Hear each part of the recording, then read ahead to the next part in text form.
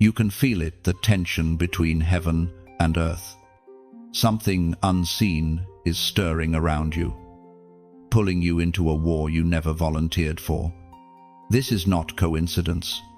This is divine orchestration. You are not here by chance.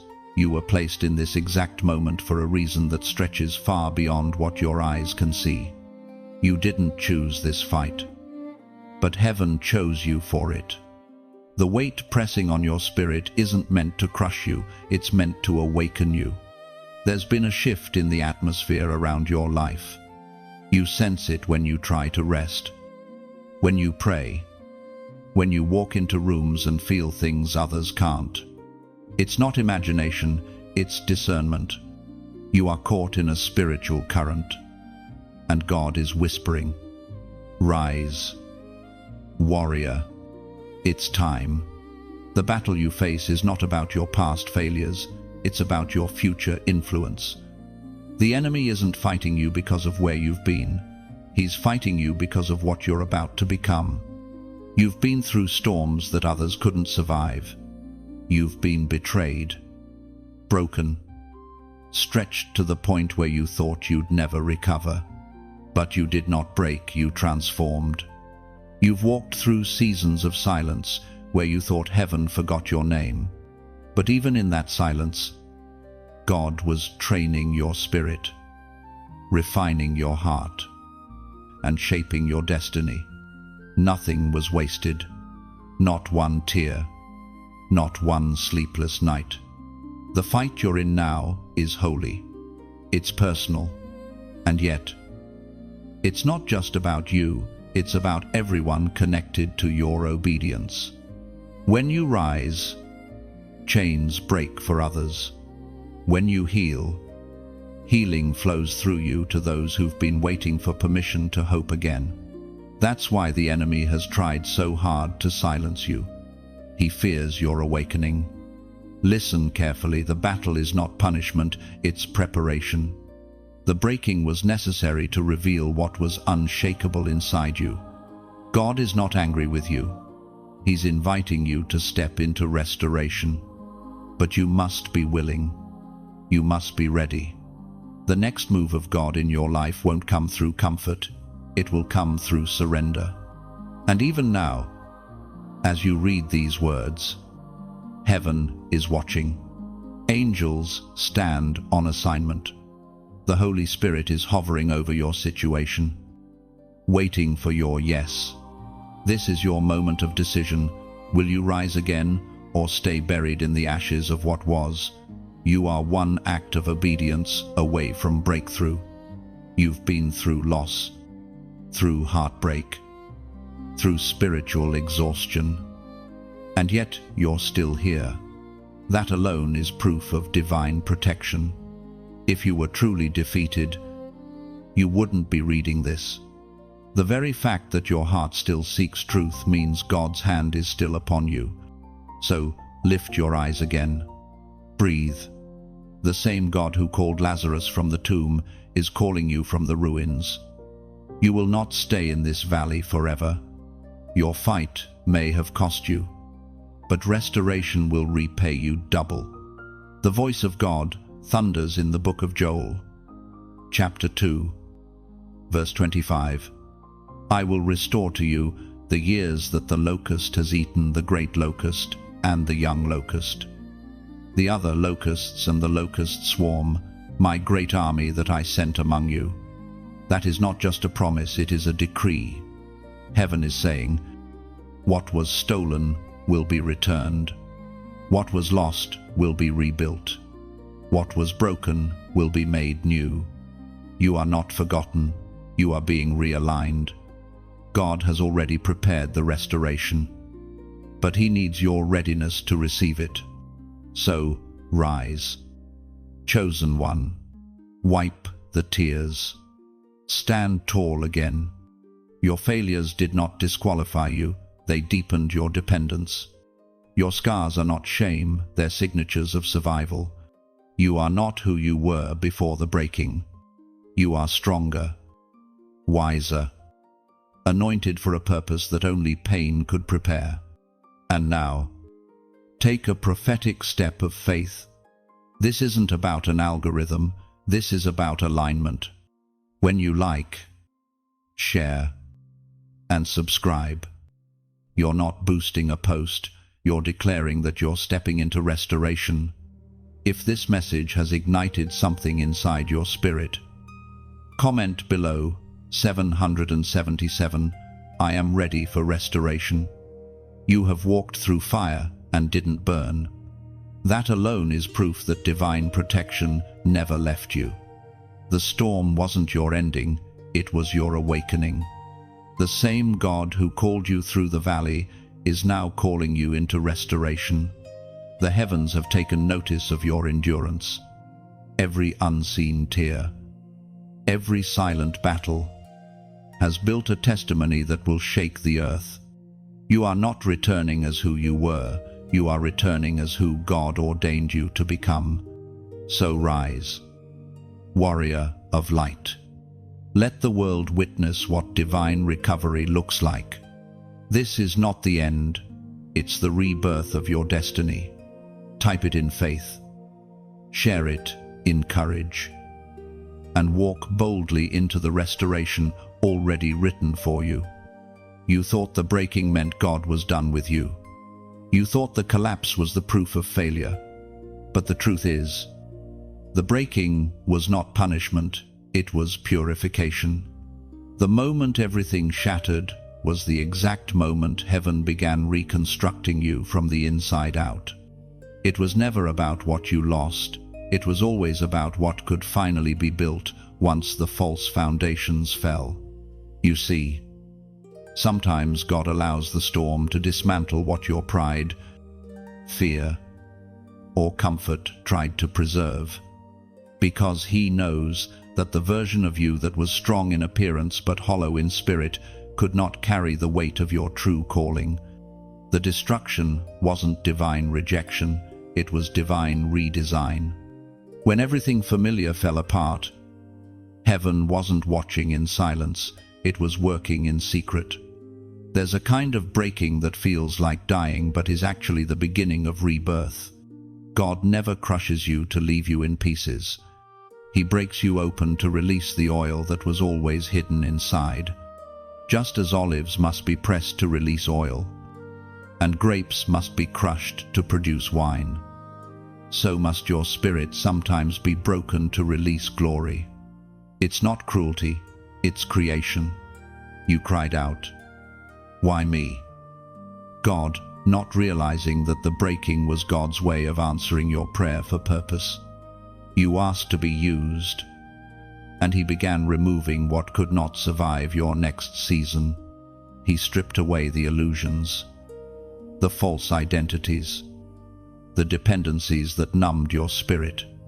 He had to show you that you could survive without the things you thought defined you.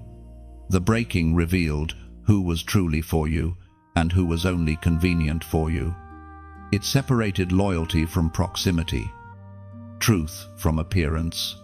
Pain has a way of clarifying what peace once concealed, and in the silence that followed your breaking, God began to whisper what He couldn't tell you when you were surrounded by noise. There's a mystery in pain that comfort will never teach. When you were left alone in your tears, you learned to listen differently.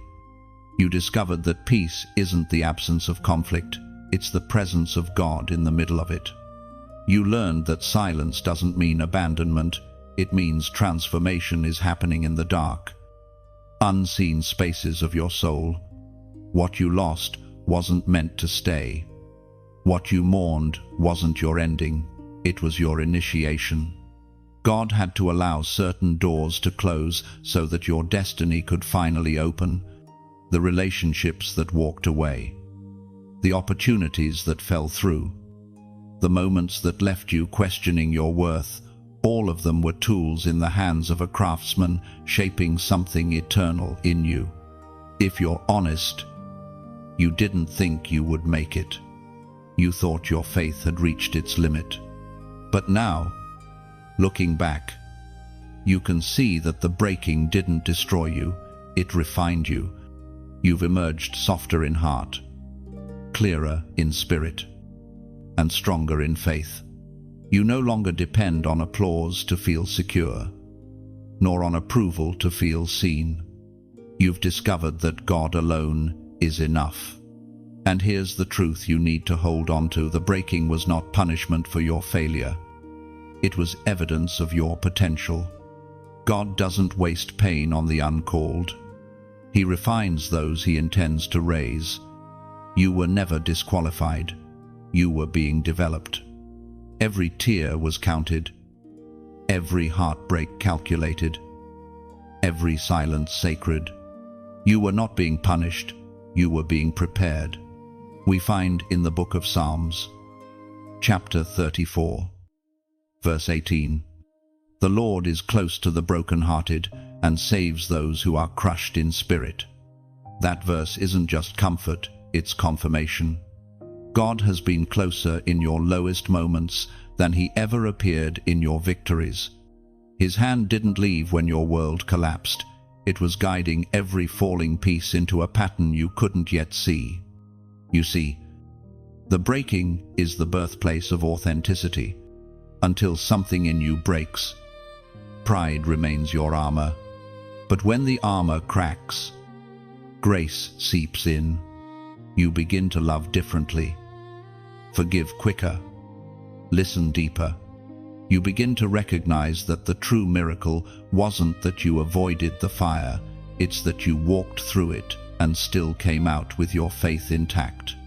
So, take a deep breath. Let go of the shame attached to your breaking.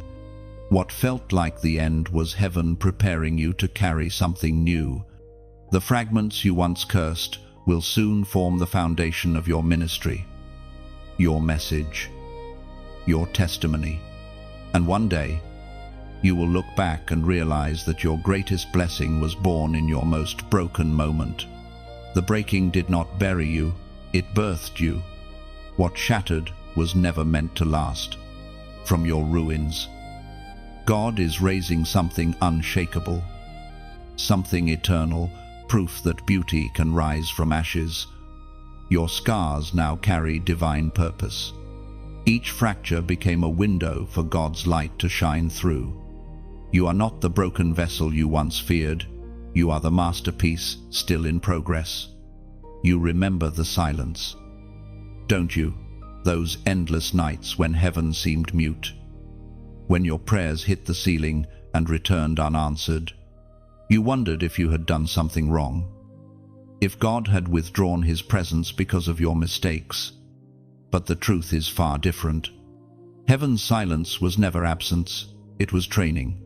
When God goes quiet, he is speaking to you in a different language, one that only stillness can interpret. There is a sacred purpose behind divine silence. In those hidden seasons, when you felt invisible and overlooked, God was strengthening muscles that comfort could never build. He was teaching you to walk by faith and not by feelings, because if your faith only functions when you feel him, it's not faith, it's dependency. The silence was not punishment, it was preparation. Think about the moments when everything in you screamed for a sign, for a word, for a confirmation, yet all you heard was nothing. That was the classroom of the Spirit. God was teaching you to trust his character when you couldn't trace his hand. He was growing the kind of faith that doesn't need constant reassurance to stay rooted. You were being trained for spiritual authority. When heaven seems quiet, hell gets louder. The enemy always rushes in to fill the silence with lies. You're forgotten. You're unworthy. You failed too many times. But if you listen closely, there's another sound beneath the noise, the heartbeat of heaven still pulsing in rhythm with your own. Silence does not mean absence, it means elevation. The greatest warriors are formed in seasons where God hides his voice to sharpen their hearing. He doesn't want you to just know his words. He wants you to recognize his whisper. That's why he sometimes stops speaking in obvious ways, so you can learn to perceive him in subtler ones. You began to see his hand, not just in blessings, but in closed doors, delayed answers, and detours that led you right where you needed to be. You see, silence exposes the noise within you. It reveals what voices you've been trusting more than God's. And once the distractions fall away, you begin to hear again, not from desperation, but from alignment. Heaven trains warriors, not worriers. That's why he quieted the world around you, so you could finally discern the world within you. It is often in the quiet that God performs his loudest miracles. You didn't notice it, but while you were crying out for a word, he was rearranging your steps. While you were asking, "Why won't you speak?" he was whispering, "I'm working." And when the time was right, when your spirit was steady, he began to reveal what the silence had built. As Jesus himself declared in the Gospel of Matthew, chapter 6, verse 6, "But when you pray, go into your room, close the door, and pray to your Father, who is unseen. Then your Father, who sees what is done in secret, will reward you." That verse carries a mystery. Heaven's rewards are born in secrecy. God hides his greatest treasures in quiet moments. What felt like isolation was incubation. The silence was not evidence of his distance, but proof of his focus. He was shaping you for stages you couldn't yet see, so that when your name is called, your soul will be ready. Now you understand that silence was never a void, it was a voice. The pause was purposeful. And if you're still in that quiet season, don't rush it. Don't confuse silence with abandonment. God is building something in you that can only be constructed in peace, not noise. So be still. Rest. Listen. The same God who spoke galaxies into existence is now refining your inner world. When he speaks again, and he will, you'll hear him with clarity you never knew was possible. Now, take this moment to acknowledge what you've learned in the silence. Type these 3 words as a declaration of trust: I still trust. When you write it, you're not typing to a screen, you're testifying to heaven that your faith survived the quiet. When you type, I still trust, you're not offering empty words, you're building an altar of faith. Every letter becomes a seed in the soil of your surrender. Heaven reads your declaration and responds, not with noise, but with movement. Trust is the bridge between silence and breakthrough. By writing, I still trust, you're proving that faith doesn't die in darkness, it grows there. You're saying, even when I don't hear you, I still believe you're working. That statement shakes the unseen realm, because trust in silence terrifies the enemy more than shouting in fear ever could. Declare it again, I still trust. These words realign your heart with heaven's rhythm. They say, God, I may not understand, but I'm not letting go. And when trust is all you have left, it becomes all God needs to release what's been waiting for you. There is power hidden in your pain. What you thought disqualified you has actually marked you. The moments you tried to hide, the memories that made you question your worth, those are the very places where God has deposited divine oil. The anointing that sets you apart doesn't come from ease, it comes from endurance. Every wound you've carried has become a channel through which heaven now flows. Your pain has purpose. It was never meant to be wasted. There are parts of you that only broke so that compassion could be born. There are tears you cried that washed away pride and replaced it with empathy. What once felt like weakness has become your greatest weapon. Because when you speak now, You speak with the authority of someone who has survived.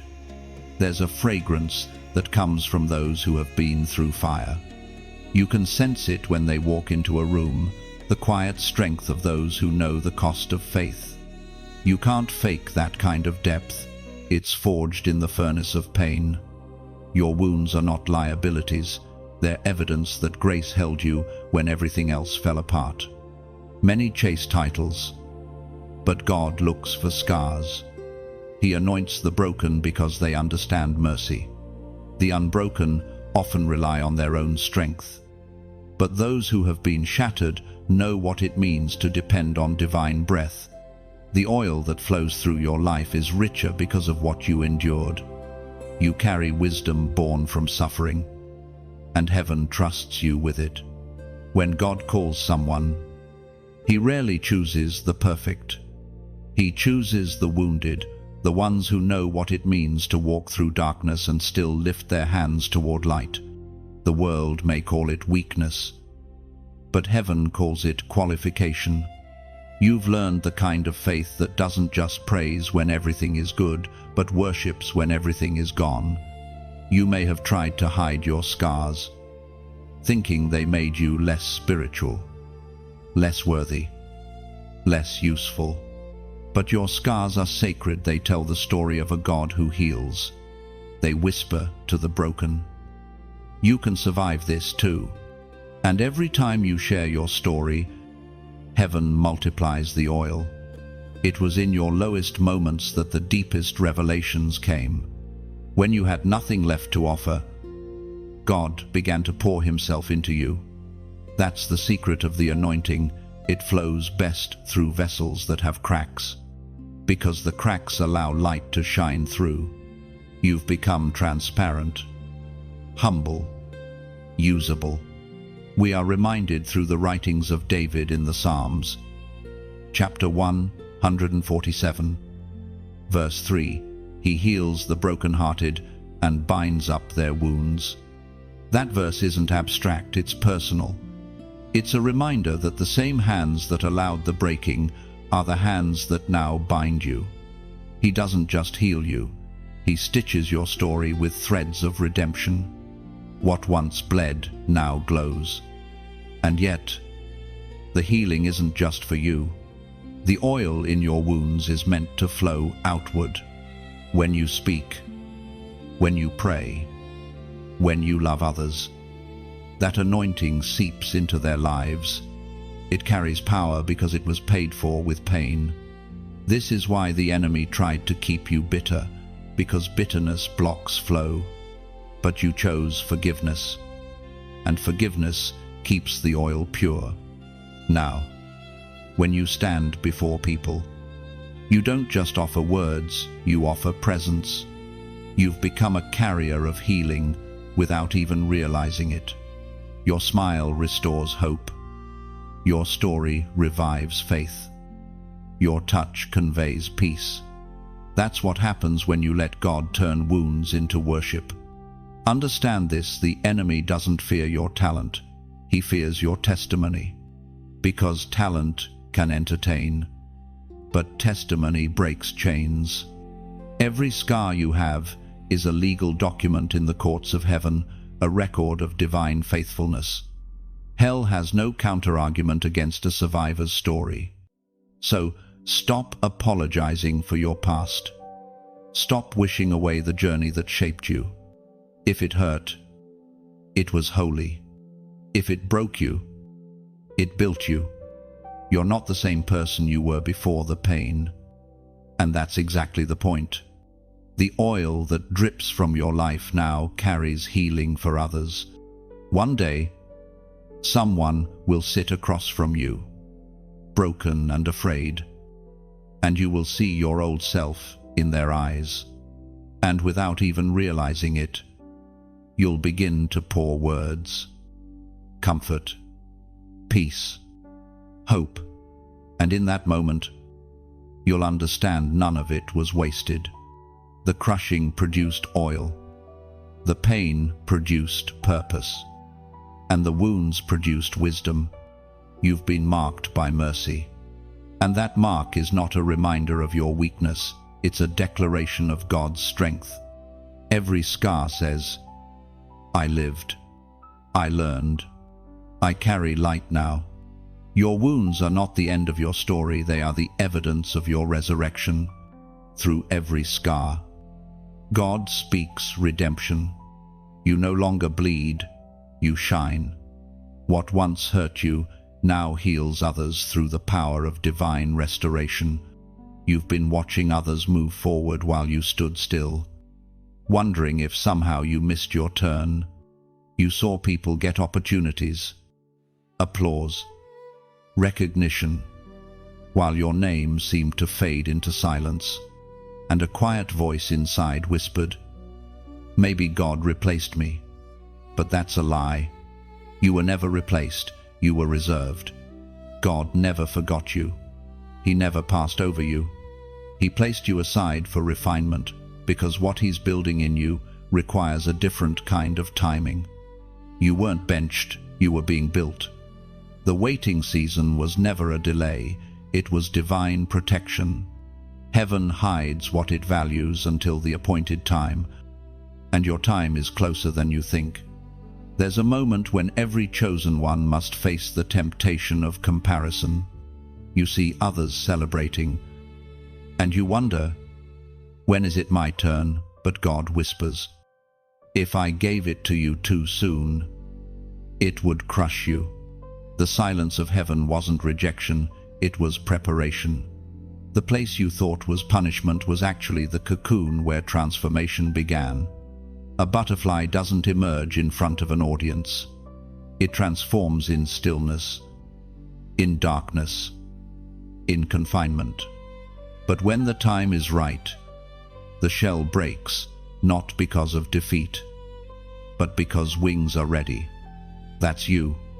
The struggle you've been feeling is not an ending, it's the stretching of new strength. You haven't been overlooked, you've been protected from premature exposure.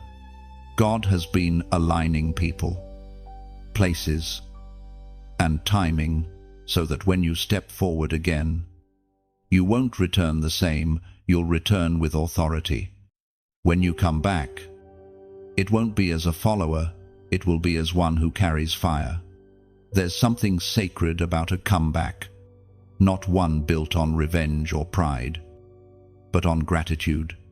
God isn't giving you back what you lost, He's giving you better than what you thought you needed. The waiting was your rehearsal, and restoration is your release. The moment you reappear, those who counted you out will have no choice but to see what heaven was crafting behind the scenes. Heaven speaks clearly through the words in Deuteronomy, chapter 31, verse 8. The Lord Himself goes before you and will be with you. He will never leave you nor forsake you. Do not be afraid, do not be discouraged. This verse is your anchor. You have not walked alone. Every quiet moment, every unseen tear, every silent prayer, He was there. And now He is going before you, clearing the path you thought was closed. The doors that once denied you are about to recognize you. And as this message reaches you, remember, you are part of something living, breathing, divine. What we build here together, these words. This community isn't just digital, it's spiritual. When you like, you add another flame to this fire. When you share, you let the smoke of hope rise higher into hearts you may never meet. When you subscribe, you pitch your tent closer to the sound of faith. Every simple act keeps the light burning where darkness still whispers. And if this message has ever spoken to you, if it has ever caught you on a night when you were breaking and made you whisper, "That's me," then consider planting a seed into this ministry. Think of your donation as a drop of oil poured into a lamp that refuses to go out. Not payment, not obligation, but participation in the glow that reaches weary travelers searching for light. No one is asked, only invited. The door is open for those who feel stirred, not pressured. Your giving is never measured by amount, but by intention. Every seed, every act of faith tells heaven, let this light reach one more soul. So, if you feel that nudge in your heart, respond quietly and freely. Support if you can. Share if you can't. Pray if you must, but stay connected to the light. Because together, we are rebuilding what the darkness tried to steal. You've waited long enough to be restored. Now God is restoring you and using you to restore others. This is how heaven works. It heals you, then turns your healing into someone else's miracle. And as you rise again, remember, the time you spent hidden was not lost. It was sacred. The silence wasn't punishment, it was strategy. God has been writing your comeback story line by line. And now, heaven is about to turn the page. You are not forgotten. You were never replaced.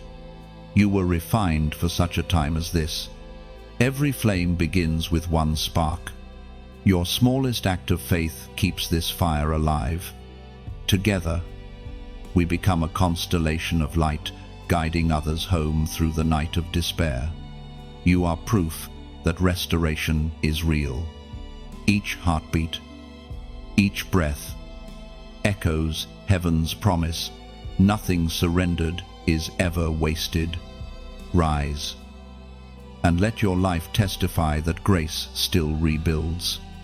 There comes a moment in every divine journey when heaven confronts you, not to condemn, but to correct your course. You have reached that moment.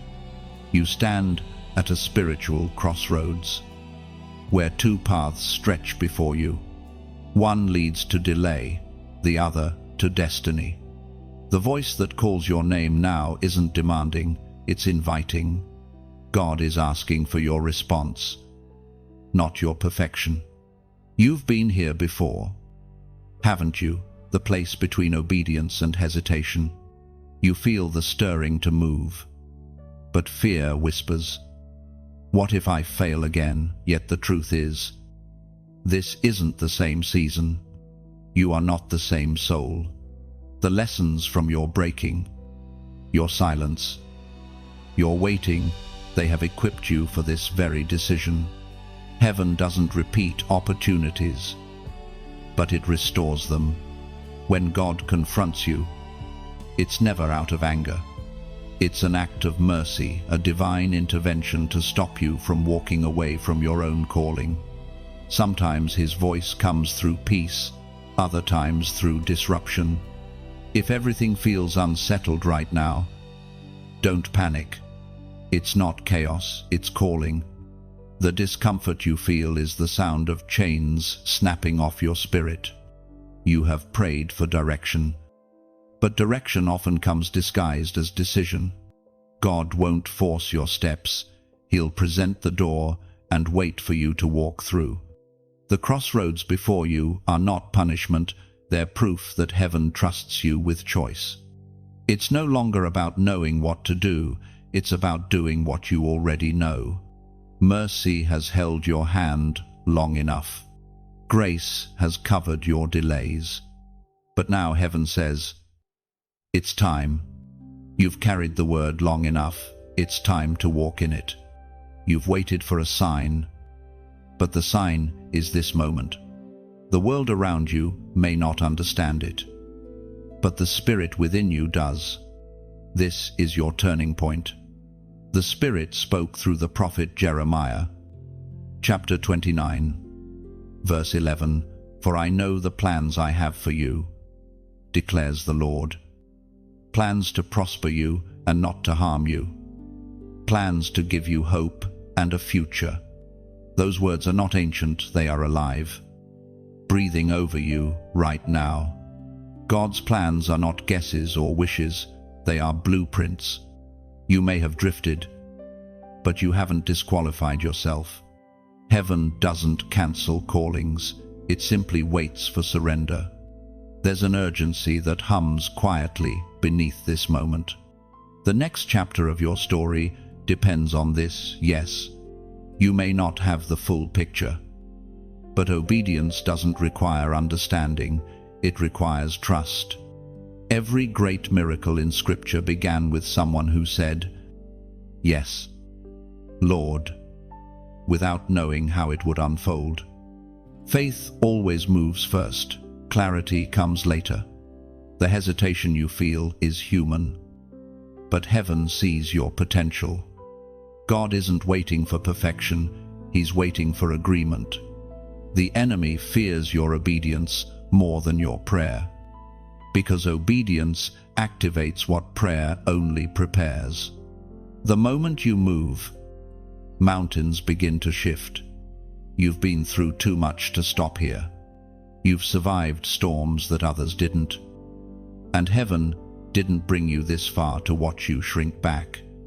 This is not the time to pause, it's the time to rise. Every delay before now was grace giving you room to grow. But now, grace is calling you forward. Close your eyes for a moment and breathe. Feel the weight of heaven's gaze resting gently on you. This isn't pressure, it's presence. The Creator of all things is inviting you to co-write the next pages of your destiny. You are not being tested, you are being trusted. So, take this moment and seal it. Let heaven hear your answer. Comment the number 444 below 3 4s. A prophetic symbol of foundation and divine completion. It means, I'm ready to align. When you type it, you're declaring to both heaven and earth that you choose obedience over fear. This isn't about superstition, it's about synchronization. Numbers speak when words can't. They become visible echoes of invisible faith. Your 444 will stand as a marker of the moment you decided to step fully into divine alignment. And when you do, heaven will move. Doors will open. The path will clear. Not because of magic, but because of motion. The moment your will agrees with His, creation itself rearranges to make room for your obedience. So now, warrior of light, choose boldly. Stand at the crossroads. Look toward the path illuminated by peace, and step forward. Mercy is still available, but it's waiting for motion. God doesn't need another promise. He needs your participation. The time for wondering is over. The time for walking has come. When you comment 444, you're not typing digits, you're declaring direction. It's your quiet agreement with heaven that says, I'm ready to move. Each 4 represents faith, foundation, forward motion, and fulfilled promise.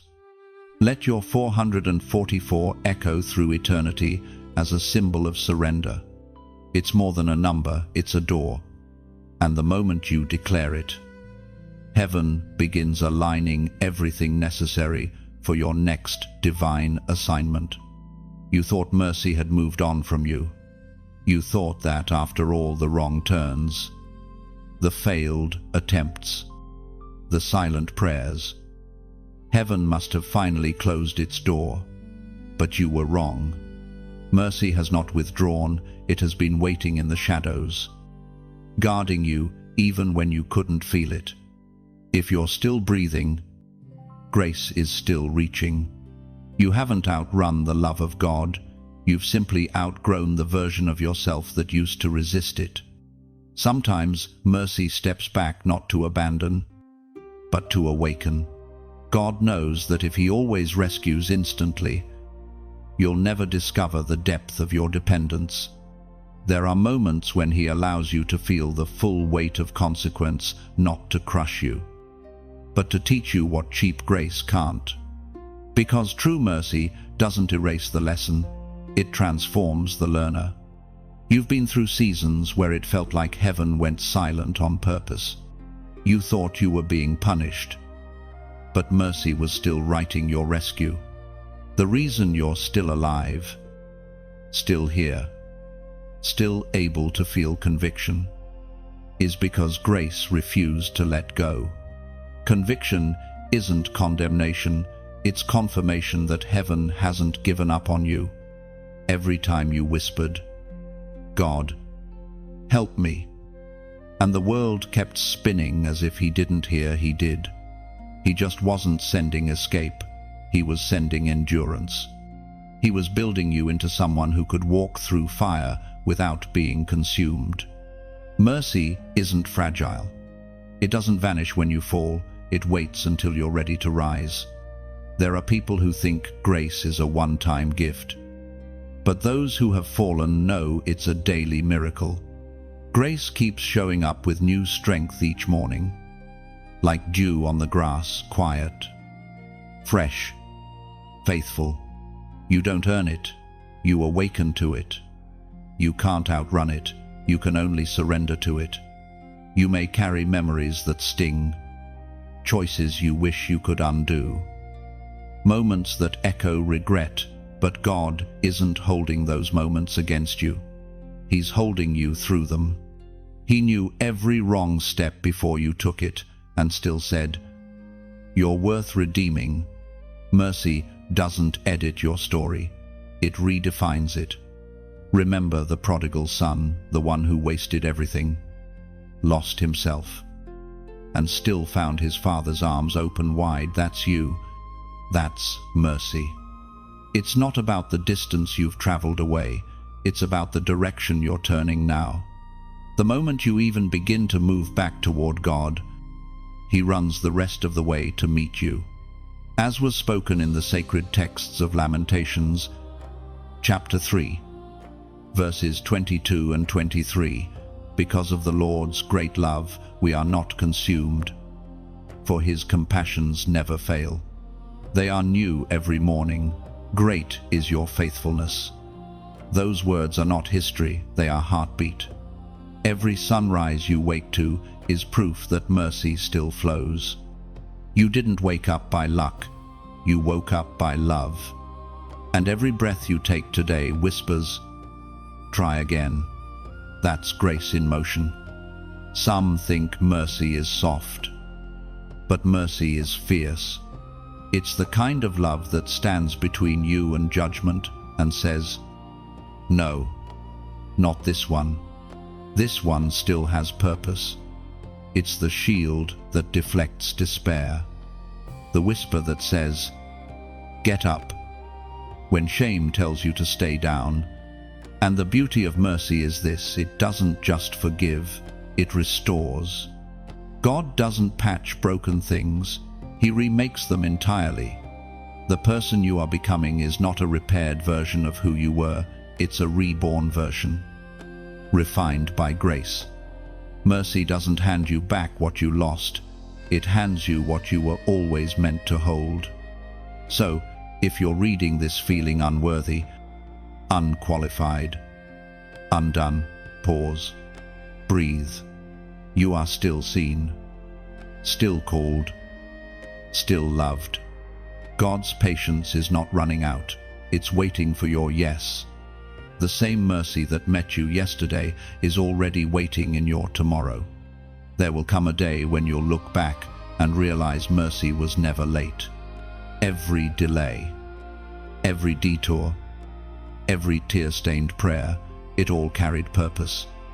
The pain that once felt like punishment will reveal itself as protection. And you'll understand that grace doesn't fail, it finishes.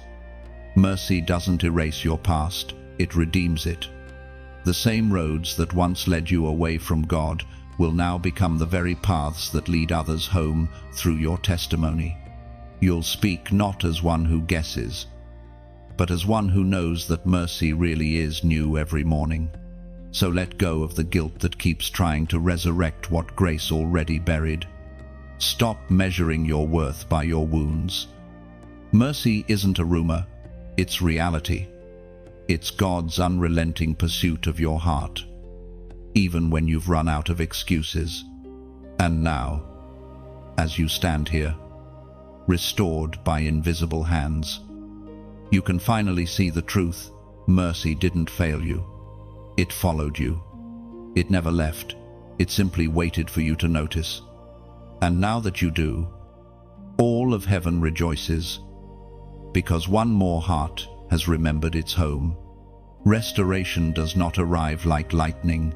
It unfolds like dawn, slowly, deliberately, faithfully, one ray at a time. The darkness begins to retreat, and light kisses the edges of what once looked lifeless. You may not see full brilliance yet, but if you look closely, you'll notice things are changing. The soil of your heart, once hardened by disappointment, is beginning to soften again. The architect of eternity is sketching a new design over your ruins, and every line carries mercy. God's restoration isn't repair, it's recreation. He doesn't return you to what was, He remakes you into what always could have been. The version of you emerging now is not a replica of your past self. It's a revelation of your original blueprint, the one heaven held before the world ever knew your name. Every loss, every detour, every failure became material in His hands. He uses everything, wastes nothing, and somehow turns rubble into revelation. When you asked God to fix things, He smiled, because He had no intention of returning you to a smaller life. Fixing would have left you fragile. Rebuilding makes you unbreakable. You prayed for restoration, but He decided to renovate your soul first. He's digging beneath the surface, exposing cracks hidden under charm, motives disguised as faith, and fears masquerading as wisdom. He's not punishing you, He's preparing you. Restoration takes patience because deep healing is not cosmetic. You can't rush divine craftsmanship. God removes layer after layer, false identities, borrowed expectations, and pain disguised as purpose until only truth remains. He tears down before He builds, not out of anger, but precision. You asked Him to use you. He's ensuring you won't collapse under the weight of your calling.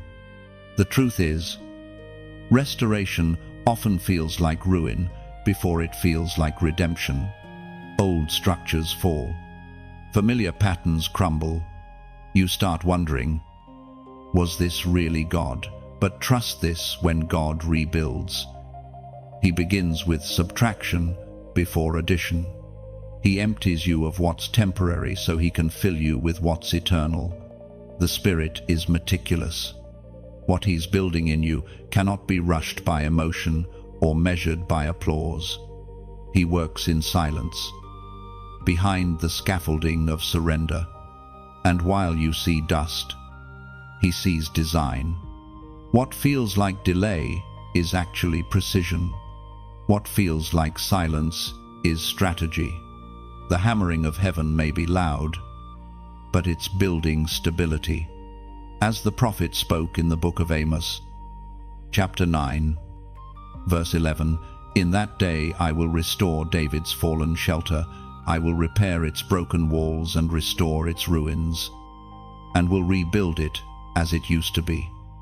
This is not just ancient poetry, it's prophecy over your life. God is repairing your walls, the boundaries of your peace. He's restoring your shelter, the confidence you once had in His presence, and He's rebuilding your ruins, not to resemble your past, but to reveal His promise. Look closely and you'll see. The divine builder works differently from man. Where people discard what's cracked, He starts there. Where others see waste, He sees worship. The very area that once embarrassed you will become the evidence of his excellence. That's what makes restoration holy. It turns shame into sanctuary. You are not being patched together, you are being made whole. Every piece of your story is finding its rightful place. Even the painful chapters are being repurposed. God doesn't remove the memory, he removes the sting. He lets the memory remain as a marker, a sacred reminder of how far grace carried you. So, if the rebuilding feels slow, be still. The greatest structures take time. Cathedrals aren't constructed in a day, they're carved stone by stone, each cut intentional. Your life is becoming such a cathedral, built not for display but for dwelling. The Spirit isn't rushing because what he's forming in you must outlast storms, seasons, and generations. You'll know you're being restored when peace starts returning before evidence does. That's how heaven works. The internal always precedes the external. The heart heals before the harvest comes. Don't despise the dust around your feet. It's proof of divine activity. One day, when the scaffolding comes down and the noise ceases, you'll stand in awe of what God has built through your surrender. You'll see that the years you called wasted were actually investment, that the nights you called empty were actually sacred, and that the ruins you once mourned became the birthplace of your rising.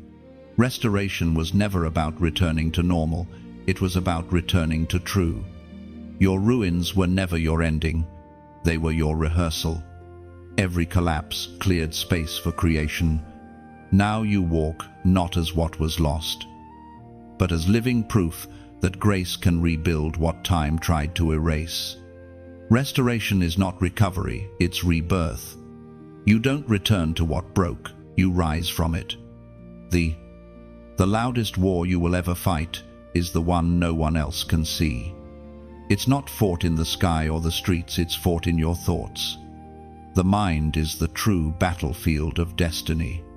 Every day, heaven whispers purpose while darkness whispers doubt. Every thought becomes a weapon, and every decision becomes an altar. You've learned that demons don't always roar. Sometimes they reason. The most dangerous voice isn't the one that screams, "You can't," but the one that softly says, "Maybe God didn't mean it for you." That's how the battle begins, subtle, invisible, internal, a quiet corrosion of confidence, a war disguised as overthinking. Your greatest enemy is not your past, it's your pattern of thought. The serpent still speaks in half-truths, wrapping deception in logic. It tells you to relive old wounds, to question divine timing, to see yourself through the lens of failure. But the moment you agree with the lie, it becomes law inside your mind. And that's what the enemy wants, to rent space in your thoughts and charge you peace as the price. But listen, God is calling you to reclaim that territory. Your mind is sacred ground, designed to host heaven, not torment. When he breathed life into you, he gave you not just lungs but consciousness, the ability to think like him, to create through words and will. That's why the enemy wants your imagination, because if he can occupy your thoughts, he can rewrite your faith. Every anxious thought is a counterfeit prophecy. Every whisper of fear predicts a future without God in it. But faith rewrites the story. When you replace fear with truth, you disarm darkness. You declare, "This thought doesn't belong to me." You cast it down, not through shouting, but through surrender. You must understand, this is not positive thinking. This is spiritual warfare. You are not battling opinions, you're battling invisible influences. The mind is both a garden and a gate. Whatever you allow to enter will either bloom or bleed. If you plant worry, you'll harvest weariness. If you sow truth, you'll reap transformation. According to the Epistle to the Romans, chapter 12, verse 2, "Be not conformed to this world, but be transformed by the renewing of your mind, that you may prove what is that good, acceptable, and perfect will of God." That's not suggestion, it's strategy. Transformation begins not with behavior, but with belief. When your thoughts shift, your world follows. The mind renewed by truth becomes a weapon of peace. You stop reacting from fear and start responding from faith. Imagine your thoughts as soldiers. Some fight for light, some fight for shadows. You, the commander, must decide which side gets your voice. Every "I can't" strengthens darkness. Every God can advance his light. The war is constant, but victory is certain if you remain conscious of who commands your mind. When despair whispers, "You're not enough," remember the cross already declared you worthy. When guilt hisses, "You failed too many times," reply, "Mercy still rewrites my story." You don't need to shout at darkness, you simply need to stop agreeing with it. Sometimes the enemy doesn't need to destroy your faith, he just needs to distract it. He'll send noise, busyness, endless scrolling, self-comparison, anything to keep your mind from resting in truth. Because a restless mind can't hear revelation. That's why silence, solitude, and scripture aren't luxury, they're armor. You've felt it, the tug of war between peace and panic, between "it's going to work out" and "it's over." That conflict is proof that something divine is forming inside you. The enemy only attacks what threatens him. If your thoughts have been under siege lately, it's because your next revelation is near. Remember, not every thought is yours. Some are seeds thrown from shadows, hoping you'll water them with worry. The key is awareness. When a thought enters, ask, "Does this align with peace or fear?" If it brings confusion, it's counterfeit. Truth never torments, it teaches. In this mental war, you are not powerless. You have been given divine authority to rewrite your inner language. The same Spirit that raised Christ from the dead lives within you, and he still speaks peace into storms, even the ones in your head. So right now, make a decision: no more renting space to lies. No more letting anxiety narrate your destiny. You are the gatekeeper of your mind, and heaven has given you the keys. Lock out deception. Unlock discernment. When your thoughts wander, bring them back home. Speak peace into your own atmosphere. Fill your space with truth until darkness has nowhere to sit. You'll notice that when your mind changes, your world does too. And when the next wave of fear comes, and it will, don't fight harder. Breathe deeper. Remember who owns your mind. Remember who renews it. The war may rage, but victory was already written. Now, to seal this word, type "peace wins," not as routine, but as revelation. It's your declaration that calm is stronger than chaos, that you no longer entertain lies, that your mind belongs to the Creator who speaks order into every storm. When you type it, you testify that the war is still, but the warrior is standing. There is a holy power in returning. You've fallen before, you've doubted before, but the moment you decide to come back, heaven celebrates like it's the first time you ever said yes. You don't start over from nothing, you start restored. God doesn't rewind your life. He renews it. When you return, you don't return empty, you return carrying the oil of experience, the fragrance of survival, and the wisdom of scars that no longer bleed. This is what grace does. It turns your detours into doorways. Every wrong road becomes a revelation. What was once a mistake becomes a map leading you back to your Maker. And when God receives you, He doesn't point to the distance you wandered, He points to the destiny that still waits. You see, restoration isn't just God giving you back what you lost, it's Him returning you to you. The one who believed before betrayal. The one who trusted before trauma. The one who still dreamed even when reality tried to crush it. When you come home to God, you come home to yourself. The returning heart is the purest form of worship, not the loudest, not the most eloquent, but the most honest.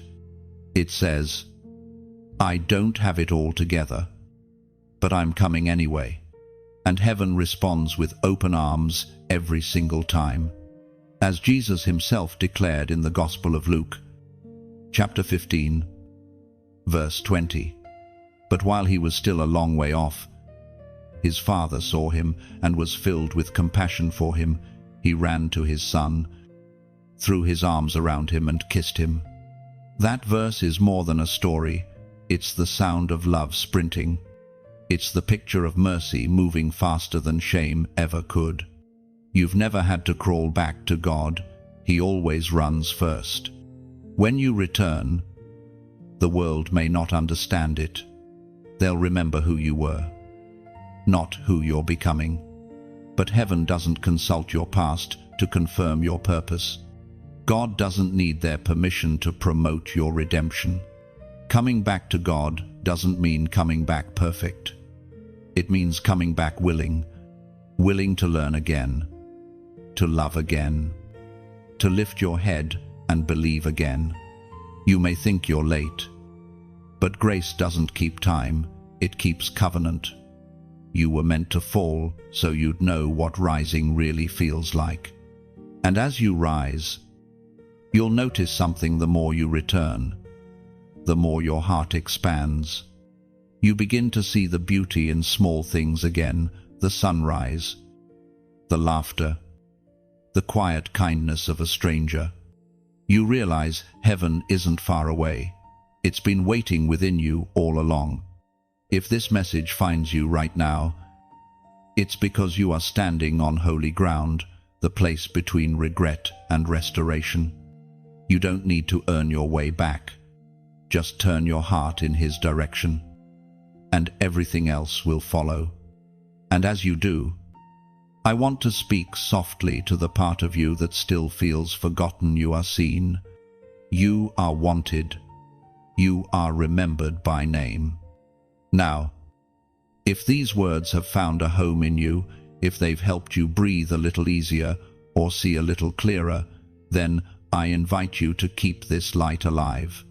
When you like this message, you're adding another heartbeat to the rhythm of hope. When you share, you're letting someone else borrow your candle until their flame returns. When you subscribe, you're stepping closer to a circle of faith that refuses to let darkness win. And if your heart feels stirred to go one step further, listen, your donation is not a transaction, it's participation. It's like dropping one more stone into a river of light so the current can reach farther shores. You're not paying for blessings, you're helping build bridges for others to cross, from despair to destiny. Maybe tonight someone will scroll through their own storm and stumble upon this word because your kindness kept it alive. That's what giving really is, a quiet echo of gratitude that turns into someone else's miracle. So, if you feel led, only if you feel led, be a spark in this growing constellation of hope. Support the message that supported you. Every seed sown becomes another sunrise for a weary soul somewhere in the world.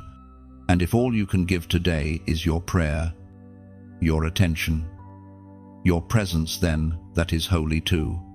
What matters is not the measure, but the meaning. You are proof that returning is not failure, it's fulfillment. You've walked through fire and found that faith still burns brighter. The Father's arms are still open. And this time when you run, you won't be running from shame, but toward purpose.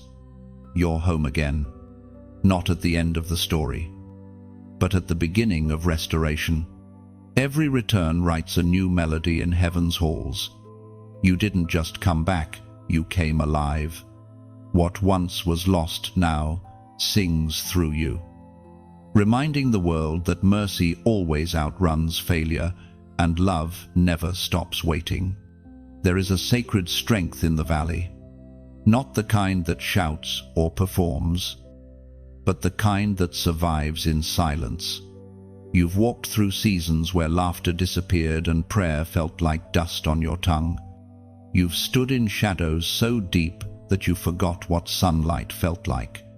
But even there, in that quiet ache, God was shaping your voice, because some revelations can only be heard in the valley's echo.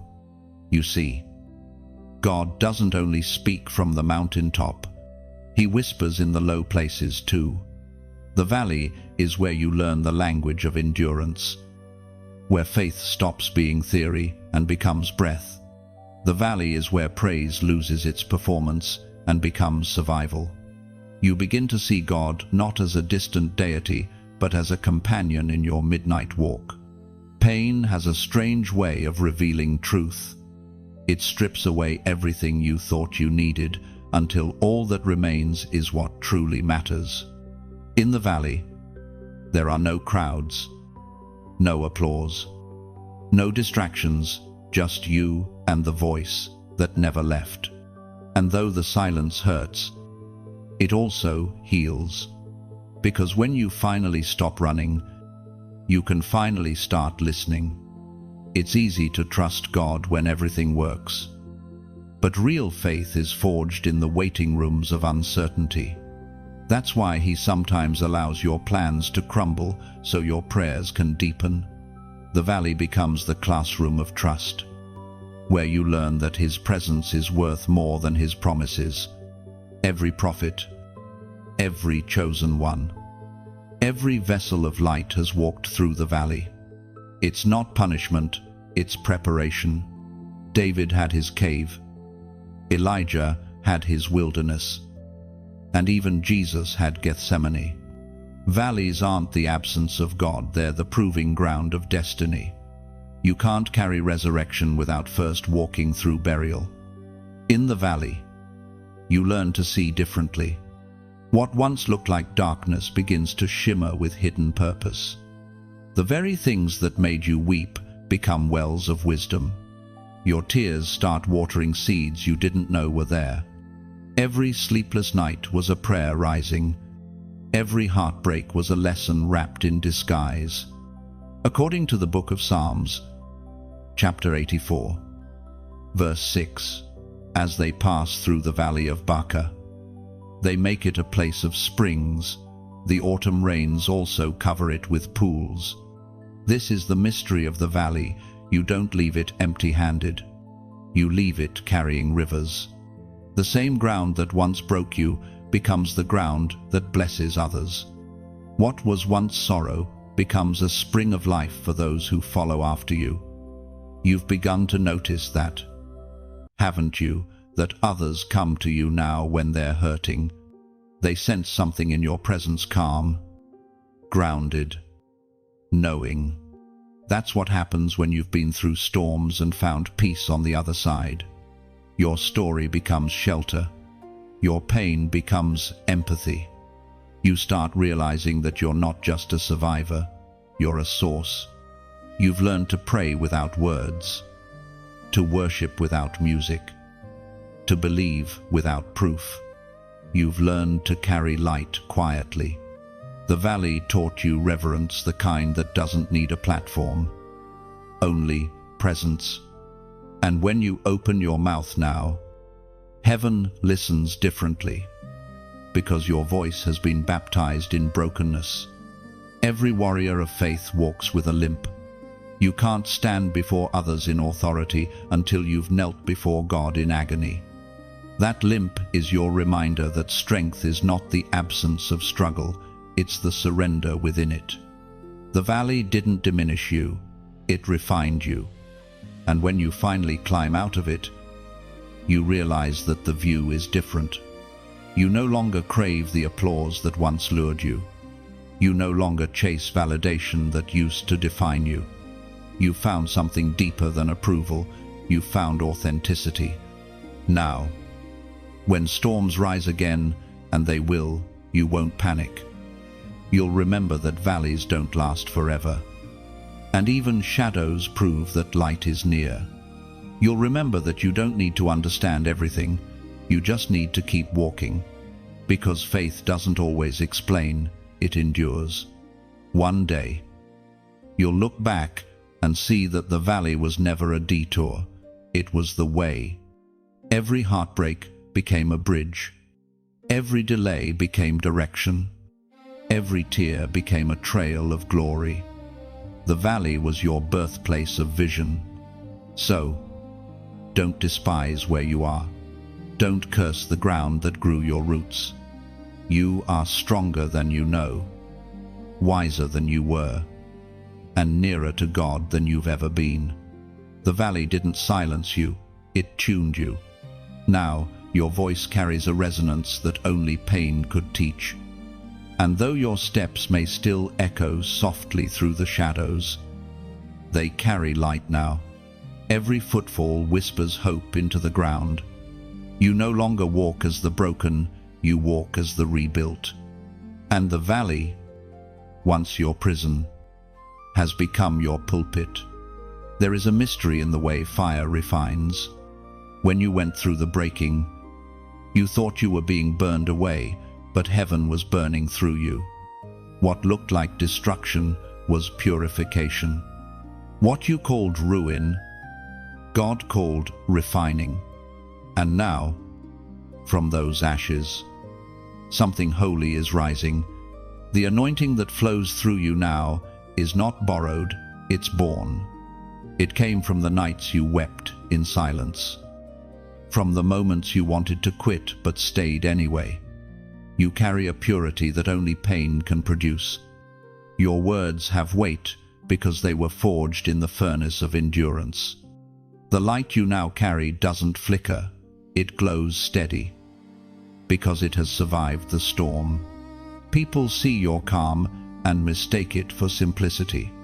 They don't see the wars you fought quietly, the inner wrestling that built your wisdom. You have walked through invisible battles and come out radiant. That's why the enemy fears you now, because you no longer react. You discern. The same heat that once threatened to consume you has become the very flame that lights your path. The prophet Isaiah once declared in the book of Isaiah, chapter 48, verse 10, "Behold, I have refined thee, but not with silver. I have chosen thee in the furnace of affliction." This verse isn't just ancient poetry, it's a living explanation of your life. You were chosen in the fire, not outside it. God didn't wait for you to become perfect before He called you. He called you through the pain, because the fire exposes authenticity. It burns away pretension and reveals gold. You see, purity doesn't mean flawlessness, it means focus. It means your heart has learned to value presence over performance, truth over attention. You've stopped chasing what shines and started seeking what sanctifies. That's the mark of the refined. Their peace no longer depends on outcomes, only obedience. There's a fragrance to those who have been through the fire, a scent of surrender, a quiet confidence that no counterfeit can imitate. You can feel it when they enter a room. They carry heaven's hush. They don't need to prove they've been chosen. They simply live as proof. You, too, carry that fragrance now. The fire didn't scar you, it sanctified you. The pain didn't steal your joy, it deepened it. The loss didn't end you, it enlarged you. You have become a vessel of holy resilience, shaped not by ease but by encounter. There were moments when you thought the flame would destroy you, but instead, it revealed that you were made of something eternal. Gold doesn't fear the furnace, it depends on it. Every chosen one must pass through the heat of testing to carry the weight of glory. Now, the light that shines from you isn't just inspiration, it's invitation. You've become a living sermon that says, if I survived the fire, so can you. The spirit within you no longer whispers, why me, but declares, through me. That's the transformation. The fire that once broke you now flows through you as power. You're entering a new phase of restoration where your past pain becomes present power. You'll begin to notice that when you speak, hearts soften. When you pray, atmospheres shift. It's not you, it's the oil of experience flowing through your surrender. You've become an instrument of restoration, a carrier of prophetic fire. And now, as heaven watches, this moment stands as a seal, not a reminder of what burned, but of what remained. You are living proof that the flames of affliction produce the fragrance of anointing. If this word resonates deep in your spirit, take a moment to affirm what God has already begun in you. Comment the number 555 below, a symbol of divine transition and grace in motion. It's your declaration that says, I'm no longer afraid of the fire. I am refined. When you write that number, it's not superstition, it's symbolism. It's the language of faith turned visible. It says to heaven, the process didn't kill me, it crowned me. It tells the enemy, the heat I endured has become the light I carry. You've come through fire, and the flames that once terrified you now recognize you as one of their own. You are not who you were, you are who the fire revealed. When you comment 555, you're not typing digits, you're writing prophecy. Each 5 represents grace multiplied, transformation unfolding, and heaven's hand reshaping your story. It's your public declaration that says, the fire didn't finish me, it formed me. Your 555 becomes a seal, a visible amen to the invisible process. It tells heaven, I embrace what purified me, and it tells the darkness, my endurance has become my evidence. You've emerged radiant, carrying divine resilience wrapped in humility. Type 555 with purpose, not pressure. Let it be your whisper of worship, your symbol of surrender, your mark of maturity. Through that simple act, you affirm the refining is complete, and I rise as proof of God's perfection. There are seasons when victory doesn't look like winning. It looks like waiting. It looks like silence that stretches too long, prayers that seem unanswered, and dreams that feel delayed. But what you call delay, heaven calls design. God has not forgotten you. He is synchronizing your steps with something greater than you can yet perceive. Every delay in your life carries divine intention. When it seems like nothing is moving, everything is. Heaven's clock runs on alignment, not anxiety. You see only the surface of time, but God moves in layers, preparing places, positioning people, protecting paths. What you call late Heaven calls on schedule. Sometimes God withholds movement not to punish, but to prevent you from walking into something premature. He knows that premature blessings can become permanent burdens. He withholds, not because you're unworthy, but because you're unfinished. What he's forming in you requires pressure, patience, and precision. The longer the preparation, the stronger the foundation. If you've been in a season of delay, don't mistake stillness for stagnation. Seeds don't sprout in public, they break open in darkness. The soil of waiting is sacred because it conceals what God is cultivating. You may not see the progress yet, but heaven is rearranging your circumstances to match your calling. The waiting season is not wasted time, it's womb time. What God conceives in silence will one day speak loudly through your life.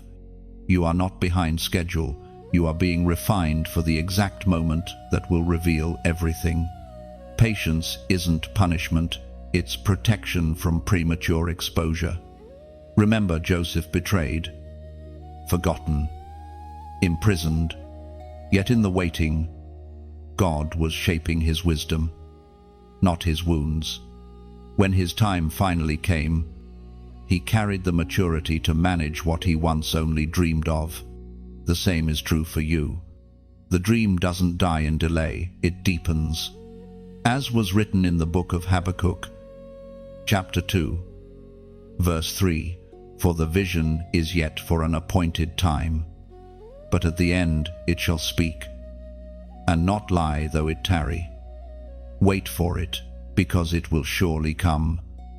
It will not tarry." This verse is more than comfort, it's confirmation. The appointed time is not an abstract promise, it's a precise moment in eternity's calendar. You can't miss it if you stay faithful. Even your detours are being woven into destiny. The vision hasn't vanished, it's maturing. Delay is not denial. It's the season where God matures your character to match your calling. You prayed for open doors, but God is making sure you can walk through them with integrity. You asked for promotion, but He's building endurance so you can handle pressure. Heaven's timing isn't slow, it's strategic.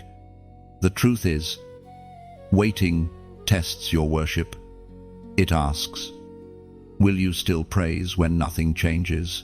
Because faith that only celebrates fulfillment isn't faith, it's transaction.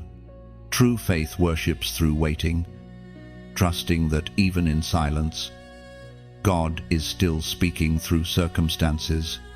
You've mistaken pause for punishment, but pause is preparation. Think of the orchestra before the grand crescendo. There's always a quiet rest, a brief stillness before the sound swells. You are in that rest. The music hasn't stopped, it's gathering strength. There are miracles forming in the hidden places of your patience. What feels like stillness is actually strategy. The Spirit is moving like an underground river, nourishing the roots of promises you thought had withered. Every second of delay has purpose written across it. And one day soon, everything that felt denied will make sense. The timing you resented will become the timing you revere. You'll see how perfectly God ordered every pause, every silence, every tear to position you for promise. When the waiting ends, it won't come quietly. The doors will open, not one by one, but all at once. The people who thought you were forgotten will witness what faith built in secret. And you will understand that what took years in waiting was being prepared for moments of acceleration. Do not grow weary in the quiet. The silence is not a void, it's a vow. God has promised that what He began, He will finish. And His promises don't expire with time, they mature in it. So hold your peace. Rest your heart. The slow seasons are sacred. When the harvest comes, and it will, you'll find that patience wasn't the delay between prayers and answers. It was the bridge that carried you safely across them. The time you thought you lost has not been stolen, it's being stored. And soon, it will return pressed down, shaken together, and running over with everything heaven kept safe until you were ready to receive it. The waiting didn't waste you, it wove you. Every silent hour stitched strength into your spirit. Now you carry timing's wisdom, slow to rush, quick to trust, steady in faith. Patience was never punishment, it was prophecy. You are proof that delay births depth. What once felt like holding back was heaven's way of pulling you closer to divine alignment. There comes a point in every journey when heaven says, "Rise," not as a suggestion, but as a summons. After all the breaking, the silence, and the waiting, there is a moment when grace shifts from healing to commissioning. You begin to feel it, an invisible strength stirring inside you. The same ground that once held your tears now trembles beneath your feet as you stand again. This is the moment when restoration becomes responsibility, when mercy turns into movement. You don't rise because the pain is gone, you rise because the purpose has outgrown the pain. Every season that humbled you was carving authority into your soul. Every unanswered prayer was teaching you how to hear without noise, how to move without proof, how to trust without sight. You have been equipped in secret for a stage that only surrender can reveal. Standing again isn't about regaining confidence, it's about reclaiming covenant. God never asked you to be flawless, He asked you to be faithful. You've seen His faithfulness in the valley, and now heaven calls you to walk in it. You're not rising as the same person who fell, you're rising as someone who carries revelation. There's a difference between power and authority. Power can be borrowed, but authority must be built. Authority is born in places of pain that others run from. It's refined in tears and sealed in obedience. When you speak now, it's not volume that shakes the room, it's the weight of truth carried in your tone. The valley gave your voice gravity. This new strength you carry doesn't roar, it radiates. It doesn't need to prove itself. It simply is. Authority flows quietly, like light breaking through morning clouds, gentle yet undeniable. You no longer need to announce your comeback. Your presence speaks for itself. Those who once doubted you will see that grace does more than restore, it redefines. As written in the book of Micah, chapter 7, verse 8, "Rejoice not against me, O mine enemy, when I fall. I shall arise when I sit in darkness. The Lord shall be a light unto me." These words are your anthem. You have fallen, but you rise. You have sat in darkness, but the light has found you again. And that light is not fragile, it's fierce. It's not borrowed, it's born within you. Standing again means walking differently. The pride that once disguised itself as strength has been replaced by peace. The noise that once controlled your mind has been replaced by stillness. You no longer chase validation, you carry vision. You've learned that the true measure of strength is not how loud you fight, but how faithfully you follow. God didn't raise you to return to the same places that broke you. He's positioning you higher, not for elevation's sake, but for perspective. From this new height, you see differently. You can now discern purpose in pain, meaning in mystery, and beauty in becoming. You finally understand that rising is not revenge, it's resurrection. You are being entrusted with spiritual authority because you've proven trustworthy in obscurity. When no one saw, You stayed. When no one clapped, you prayed. When no one believed, you built. Heaven noticed. And now the promotion is internal before it ever becomes external. You've graduated from striving to standing. And standing doesn't mean the battle is over, it means you've changed positions. You fight now from victory, not for it. You speak from revelation, not reaction. You walk as one who knows that every storm bows to the stillness of faith. The power that once intimidated you now serves you. You're learning to move with wisdom, to speak with discernment, to love with depth. That's what divine maturity looks like when strength and gentleness coexist. When confidence and humility hold hands, you no longer need to force outcomes, you attract alignment. There will still be battles. Yes, but you'll meet them differently. You've learned that authority isn't proven in the absence of warfare. It's revealed in the calm amid chaos. When others panic, you'll stand. When others retreat, you'll remain. You'll be the reminder that light doesn't flee darkness, it transforms it. The same spirit that raised Christ from the grave now breathes through your obedience. That breath is your anointing, your authority, your anchor. Every step you take now echoes with eternal purpose. You've become a walking declaration that grace not only restores, it reignites. So stand, chosen one, not as who you were, but as who you've become.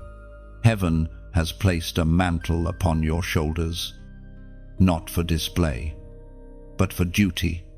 The oil on your life isn't decoration, it's delegation. You've been authorized to speak peace, to carry healing, to walk in holy authority. And as you move forward, remember this: you rise not to escape your past, but to illuminate it. Every scar now glows with glory. Every wound now whispers wisdom. You stand not just to prove that you survived, but to show that God still resurrects. There is a moment when heaven waits for your voice, a holy pause between restoration and release. You've risen, yes, but now you must declare it. Heaven has done its part in rebuilding you. Now earth needs to hear your sound. It's not about shouting, it's about resonance. Your return is not meant to be silent. Your life, your story, your healing, they were never meant to remain hidden. When God restores, He doesn't whisper your name back into existence, He announces it. He doesn't just give you a seat at the table, He gives you a testimony to share with those still standing outside, wondering if grace could reach them too. You've become a messenger of mercy, a carrier of what you've lived. You are no longer just the one who was saved, you are now the voice that saves others. The time has come to speak again, to write again, to believe again, to live not as a survivor but as a storyteller. The very words that once came out as cries are now meant to become calls, calls that awaken others to hope, to healing, to home. The Apostle reminds us in his letter to the Corinthians, chapter 1, verse 4, He comforts us in all our troubles so that we can comfort others. When they are troubled, we will be able to give them the same comfort God has given us. That is your assignment now. Your comfort was never meant to stay contained. What God gave you in private must now breathe in public. You don't share because you're obligated, you share because love compels you. There's a world of wounded souls who need to know that broken doesn't mean beyond repair. And your story, your scars, your restoration, they are the bridges that carry them across. When you open your mouth to testify, you give permission for others to heal. That's why your voice matters, not because it's perfect, but because it's real. You've lived through things that only heaven can explain. And now heaven asks you to tell it, not to glorify your pain, but to magnify your provider. You may not realize it, but your story has become light. And light never demands attention, it simply shines. When you share what God has done, you are lighting lamps in rooms you'll never enter. Somewhere, someone in darkness will feel a flicker of hope because you dared to speak. And if this message has found its way to you, it's because you are being called not just to listen, but to echo, to carry this flame onward, to let it breathe through your actions, your kindness, your words. When you like this message, it's not about approval, it's about agreement. It says, I see the light in this, and I choose to keep it burning. When you share, it's not about spreading content, it's about spreading comfort. It's the act of breaking your own bread and feeding the soul of another. Somewhere out there, someone's midnight is waiting for your sunrise. And when you subscribe, think of it as taking your place at the table. You're not following a page, you're joining a movement of hearts that refuse to let hope die. You're saying, keep speaking, I'm still listening. Keep shining, I'll carry the flame. 2. And when you comment, see it not as a reply but as a ripple. Your words become pebbles cast into still water, sending quiet waves of hope to hearts you'll never meet. Each sentence is another spark added to the fire of faith. Now, let's speak softly of giving, not out of demand, but out of devotion. When you donate, it's not payment, it's participation. Imagine you're pouring a little more oil into the lamp that has already lit your path. That oil becomes light for someone else walking behind you. A stranger who may never know your name, but will feel your kindness. You're not funding a cause, you're fueling connection. Every seed you sow here turns into sentences of solace, into words that reach wounded hearts in silence. It's how light travels further than any algorithm ever could. Give only if it feels like worship, not like weight. Let it come from joy, not pressure. This isn't a transaction, it's a testimony in motion. You're joining the quiet work of heaven on earth, where generosity becomes the echo of grace. And if you can't give today, that's holy too. Your presence, your reading, your quiet agreement, they all matter. The kingdom moves through unity, not uniformity. We all shine differently, but we belong to the same constellation. You've heard the call. Now, let your heart decide how to answer, whether it's a whisper, a share, or a seed. Every act of participation is a form of praise. It tells heaven, I remember where you found me, and I want others to find you too. You are not just a listener, you are a lantern. The story that lit your soul is asking to move through you. Let your life become a light that lingers long after the words fade. There is a peace that does not depend on outcomes. It is not the quiet that comes after chaos, but the stillness that stands within it. You've touched that peace before, the kind that doesn't make sense, the kind that settles like a soft weight in the chest, even when the world around you is breaking.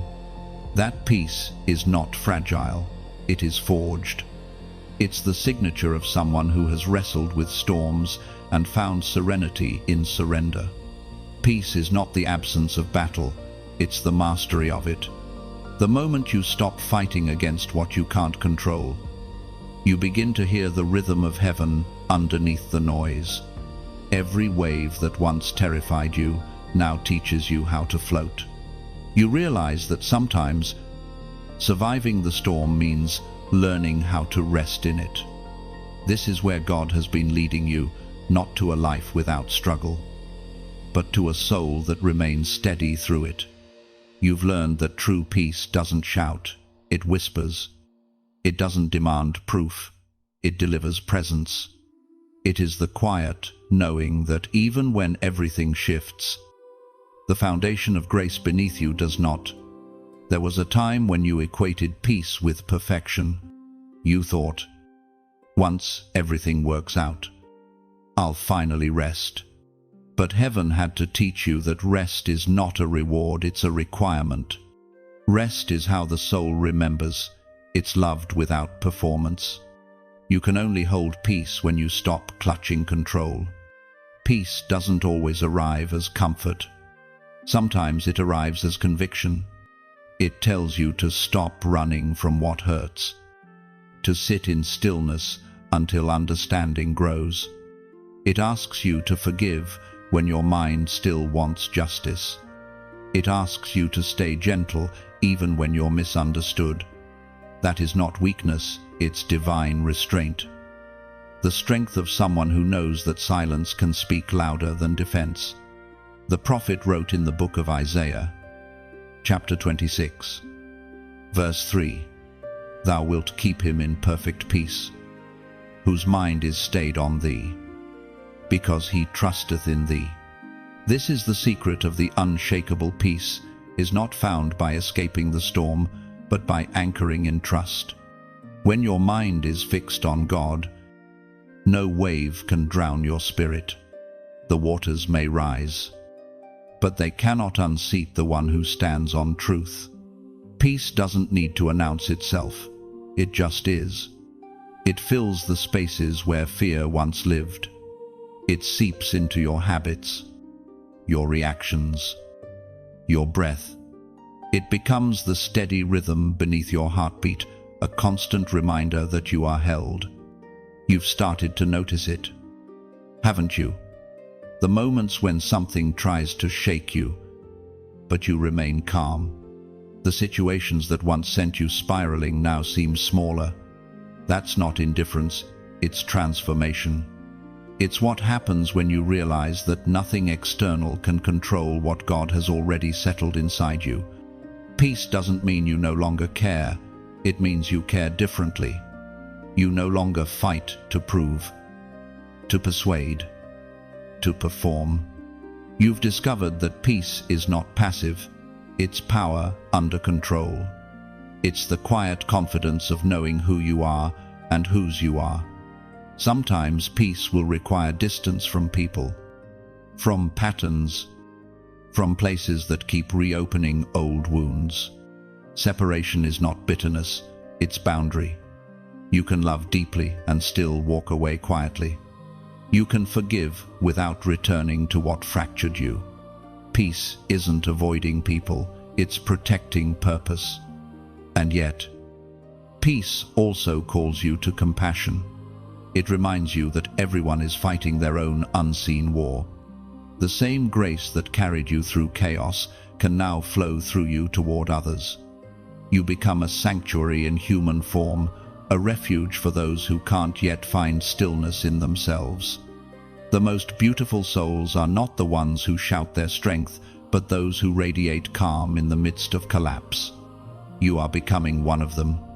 You carry the fragrance of peace now, the scent of someone who has walked through fire and found cool air waiting on the other side. If chaos returns, and it will, you will not crumble. You'll breathe. You'll remember that storms don't last forever. But peace does. You'll stand still. Not because you've mastered control, but because you've mastered trust. Peace isn't something you keep, it's something that keeps you. And that is what God has done. He has wrapped your mind in serenity, your heart in strength, your spirit in stillness. You are not just living, you are resting while you walk, breathing while you battle, believing while you build. You have become living proof that even in the middle of madness, peace still reigns. Peace has become your language, now soft, steady, unspoken. You move like calm water, carrying reflection instead of reaction. Every breath reminds creation that stillness is strength clothed in surrender. You no longer chase serenity, you embody it. The same wind that once scattered you now carries you. Peace isn't your reward, it's your identity, anchored forever in grace. There comes a sacred stillness before every new dawn, a pause where heaven breathes and creation listens. You stand there now, between what was and what will be. Not broken, not waiting, but becoming. Everything behind you has been preparation, and everything before you is promise. You've walked through fire, water, wilderness, and waiting. And now you carry the scent of survival, the quiet fragrance of someone who knows what it costs to stay faithful. This is the threshold of fulfillment. You may not feel different, but heaven recognizes the shift. The tests that once terrified you now testify for you. You no longer need to prove that you've been chosen. Your endurance already speaks. Every scar is a verse, every tear a seed, every delay a divine investment that now begins to bloom. You have reached the season of unveiling. It's not a stage of performance, but of presence. You don't have to chase what's yours, it's already orbiting toward you. All the waiting, all the refining, all the prayers whispered through clenched hands, they were not ignored, they were incubated. The timing of God is rarely fast, but always flawless. It's easy to look at your past and only see the pain, but heaven looks and sees process. Nothing was wasted. The moments you thought broke you were really birthing you. The silence that felt like abandonment was actually God tuning your spirit to hear Him in frequencies deeper than words. What seemed like isolation was initiation. Now, you are ready for the weight of glory that once would have crushed you. What used to drain you now drives you. The same pressure that once made you question now makes you powerful. You no longer walk as a seeker, you walk as a carrier of presence. You have become the dwelling place of peace, the vessel of victory, the echo of eternity. As written in the book of 2 Corinthians, chapter 4, verse 17, "For our light and momentary troubles are achieving for us an eternal glory that far outweighs them all." This is the truth you now embody. Everything you endured was never meant to destroy you. It was meant to reveal what cannot be destroyed. You are not just redeemed, you are refined.